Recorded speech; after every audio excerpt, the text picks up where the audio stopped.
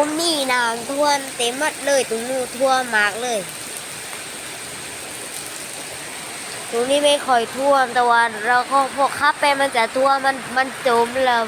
ของตรงนั้นมันมีน้ำกันตอนนี้ฝนหนักนัดเลยตอกยาวต้องหลักเช้าไม่หยุดเลยเมื่อคืนก็ตอกนักฝนด้านนอกก็คือน้ำท่วมเลยวัดเล่นจริงนะน้ำท่วมเลยฝนหนักนัด